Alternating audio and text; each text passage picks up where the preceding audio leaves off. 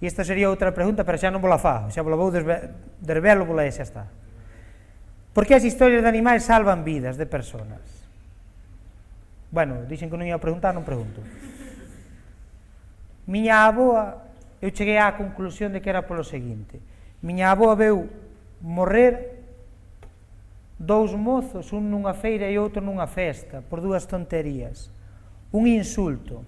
Ti chamabarlle a unha persona, ti és un porco, e podíate matar. Iba a xuízo, decíache a xuez, usted por que matou a fulano? Porque me chamou porco. Non era eximente, pero salía despois da cárcel harboso. Como a quen, fixen isto, pero merecío. Pero outra cousa, e aquí entran as historias de animais, se un vai a unha feira que se topa con todo o mundo, hai con quen un se leva ben, con quen un se leva mal, se ve unha persona que se leva mal, paras a falar con ela? No, habitualmente. Pasa de largo, pero quédanse mirando, e como é feira, un pouco máis adiante topase outra coa que se leva ben, e aí si se poñen a falar, pero co que se leva mal, marchará, non marcha, queda escoitando. Entón entran aí as historias de animais. Esa persona, ou eu, falaríalle cunha historia ao mellor dun porco, e como os animais collen as características da xente, e vai ver esa outra persona que ese porco era moi semellante a ele. Que iba a facer? Vir a matarme, non? Por qué? Porque despois no xuíz ibanlle preguntar usted por que matou a fulano. Dixo, porque falaba dun porco que se parecía moito a min. Xa é logo usted di que se parece moito a un porco, que íanche máis anos de cárcel e salías avergonzado. Entón ese era o motivo de que se utilizaran tanto entre adultos as historias de animais.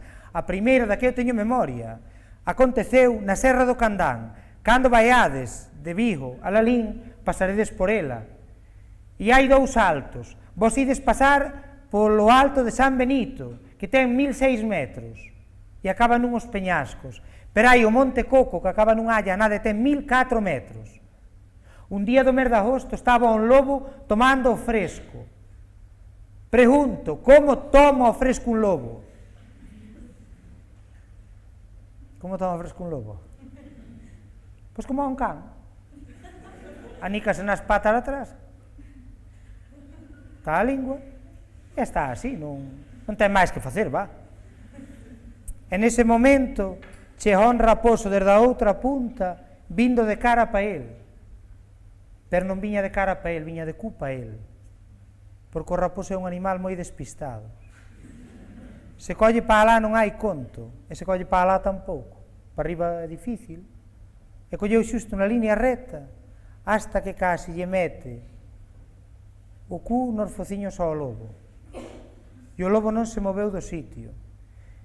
E a unha cuarta de distancia de yo meter, o ollo do cu do raposo doulle advertencia.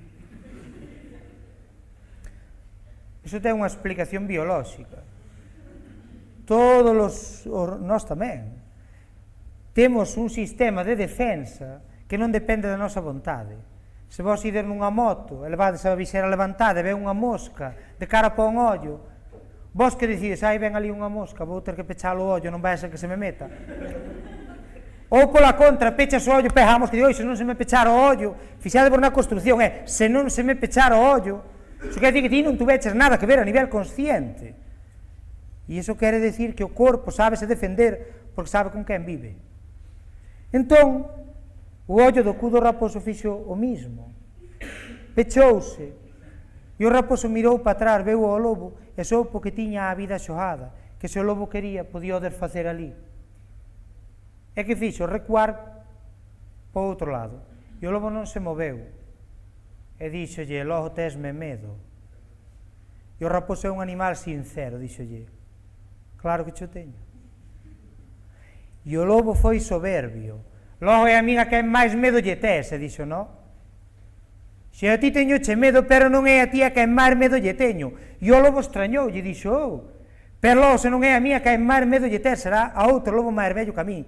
E dillo o raposo, nin a ti, nin a outro lobo máis vello que a ti. E logo se non é a min, o outro lobo máis vello que a min, a quen lle ter máis medo que a ti, ou que outro... Xa vedes que os animales se repiten moito cando falan. Ou que a outro lobo máis vello que a ti, teño yo o home. E o lobo nunca do homo ir a falar. Que é o home? E dixolle o raposo: ai, o home, eche 500 veces máis valiente e máis ruín que a ti ou 1000 como a ti. Non cho creo. Leva mondaxe a un, que lle quero botar unha loita frente a frente. E non lle quedou máis remedio, claro. En vez de coller desde a cima do Monte Coco de cara pa aldea da Trigueira, colleron de cara pa os montes do Testeiro, que non hai casa ningunha, e anduveron 4 horas polo monte, contado despois polo lobo. E cando saliron a un camiño, non se toparon cun home de 97 anos, que viña cunha sacha de traballar nun prado, e o lobo cando o ve, di: este ten que ser o home, que eu nunca o vin.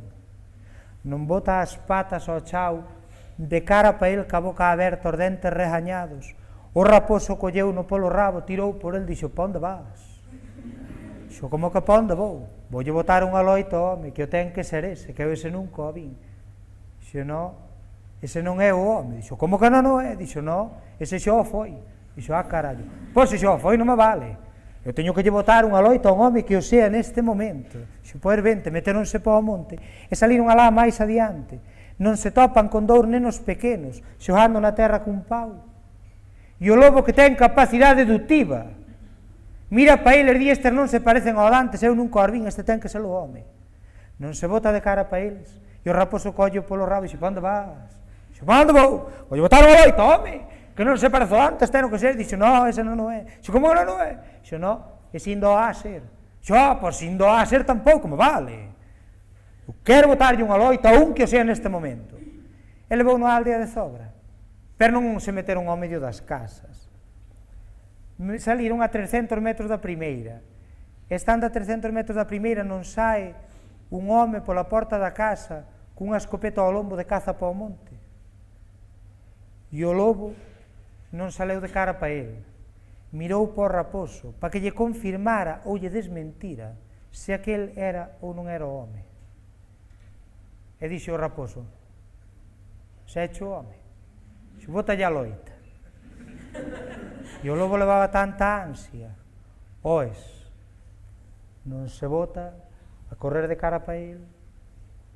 7 metros, avanzaban cada zancada, e daba 3 zancadas, non, 3 zancadas non, si, 3 zancadas nun segundo, 7 por 3,